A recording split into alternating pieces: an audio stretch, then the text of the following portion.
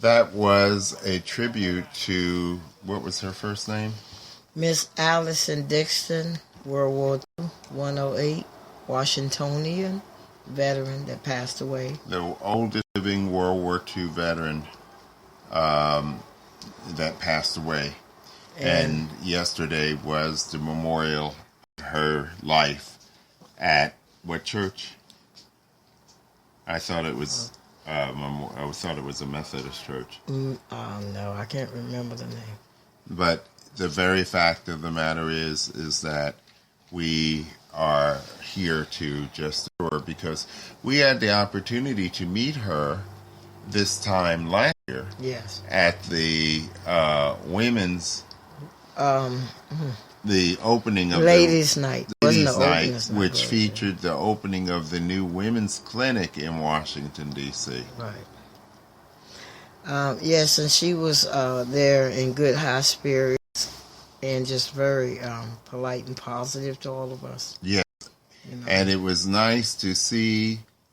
I mean, her mind was clear. Her words were sharp. She knew where she was. She knew that she was talking to you, and this was something that was a treat to behold if you had the opportunity to with her, because you understood that talking to this woman, you were standing in the midst of living history. Nice. And that is always a gift. So, we honor Alice Dixon for her service as America's Disabled Veterans in Action. And I'm very honored that we had the opportunity to know this woman. One of the last sightings that we had on ADVIA of her was at when World War II Memorial. Laid a wreath. She laid a wreath for the World War II Memorial on the, for the veterans that served in World War II. Yeah, and so she was there, and she was with another World War II veteran who was there, our own Marilyn Weiss took a picture with, which was Senator Bob Dole. So it was a full year last year, and we got to see a few special moments with Alice Dixon. And that is something that we hope that you were able to see through our page, these interactions with some of the veterans in our community. See, we were on the flight out here. Let me say something about that too. And I have to give a special shout out to the crew of Alaska Airlines Flight 6 from Los Angeles to Ronald Reagan National Airport in Washington, D.C. And that is, I have never been on a flight that was more veteran friendly. I flew with about 5 other veterans. And the thing is, we had Korea and Vietnam. We had Iraq vet. We had myself, who was a veteran of the 80s. We had a young lady who had served. Her name is Connie. Connie served in the Army, and she was in the early 2000 generation. So we end up having a situation where we are working together to try to bring out positive influences on the people that we meet. Well, having this crew, this outstanding crew, they gave you free liquor. Ooh. They gave you free treats. A man bought me a beer on top of it, and it was really, really a good flight. And at the end of the flight, I've never had that happen to me, and gee, it really did feel great. They said, thank you for your service. They announced how honored they were to be flying for us, but the whole flight collapsed before we landed, which really made it seem like, for once, you do feel appreciated. The young man, Marcus, that I sat across the aisle from on the way out, he was a double amputee, but one of the brightest young men that I could have really sat next to, somebody that was influential, because we were talking about the fact of the matter about how hard the struggle of life for veterans sometimes is, and what we have to do to try to maintain a positive outlook, which is difficult sometimes, because when you get depressed, I don't know, that messes, ooh, it's a humdinger, because it can put you down there and you don't think that there's no tomorrow. But the fact of the matter is we were talking about the fact that we've had positive influences by remaining positive, and that helps a great deal.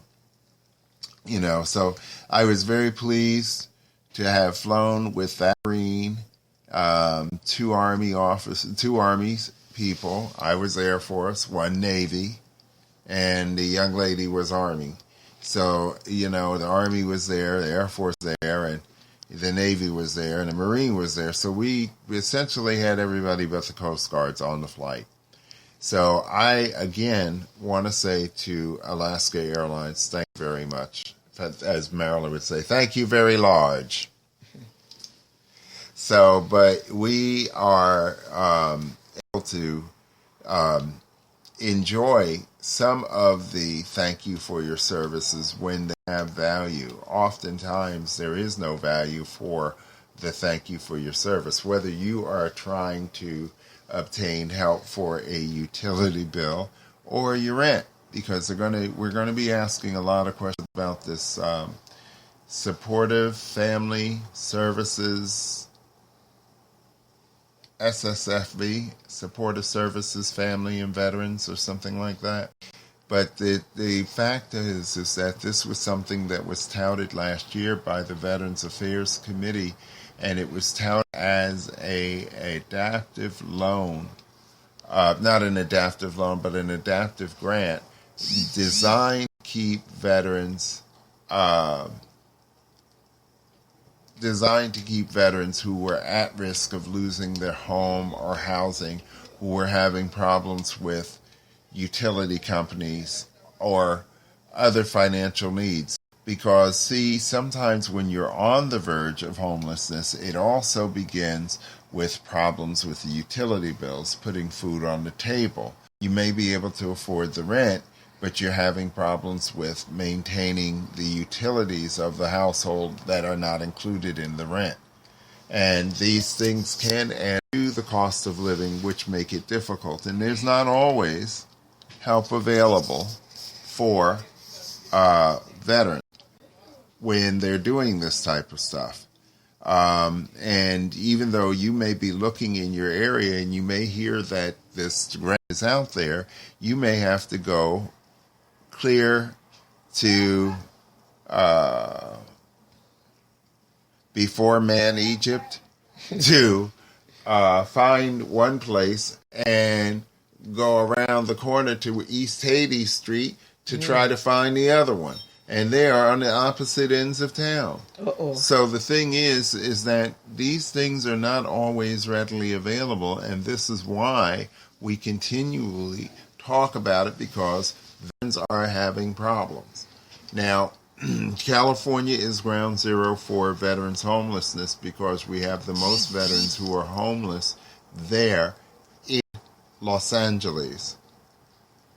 And we have veterans who are homeless in Texas and in Florida.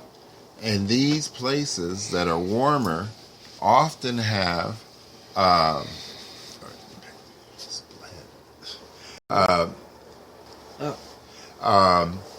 but we often have this issue with our men and women who are on the edge. And so this is why we keep bringing it back to the air to talk about it. You see, because these problems of economic disparities that affect veterans start long before we become veterans, because it begins with the sacrifice that we make going into the military in the beginning.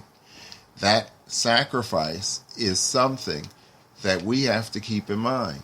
So when we're talking about our veterans that receive 100%, which is $29.07 a month, you will find yourself in major metropolitan cities often having to be finding that if you're applying for rent, you have to have income guidelines that are sometimes 3 times the value of the rent. So, as a veteran, if you're getting $29.07, which is the current 100% amount per month, without any additional benefits added in, and you're 100% and that's all you get, if your rent is $1,500, if you have to have 3 times the income, you're looking at $4,500. So you're looking at a $1,600 shortfall. Wow. So this is what our veterans are facing in the real world, in reality, in 37 states around the nation. We have to do this more and more for the benefit of our veterans. Now, what do we have to do? You're wondering, what is he talking about? What do we have to do? Well, you need to get a pen and you need to get ready to write down this number, because this number is so important, because I get out on just about every show. This number is to the United States Capitol. That number would be 202-224-3121. This means that you get to talk to your congressional representative, of which you have 1 in the House, and 2 senators. Give the operator your zip code if you don't know who these people are, and she will give you your delegative caucus from your state. So you have 1 member of the House and 2 senators. That means that you should be making a minimum of 3 phone calls to these offices to talk about issues regarding veterans, those issues that you're experiencing, those issues that your spouse is experiencing, those issues that your children are experiencing. See, because these are people that are included to benefit from the promise of the honor debt that was given to the veteran. It is for the veteran and their family. What about D.C.? Who they go to? You go to a congressman, 1. You Just have don't to do it find this one. week. You have to find one and go to them.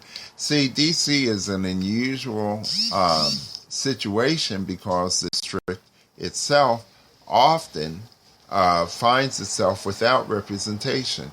They have privilege with Eleanor Holmes Norton, and that privilege means that veterans or those residents of the District of Columbia do not have senatorial representation while they do pay taxes. So when you're dealing with something like that, you have to do you have to go to other senators and visit them. Now, I believe there's a senator, or there's someone in the House usually, that sits on the oversight for the House for the district.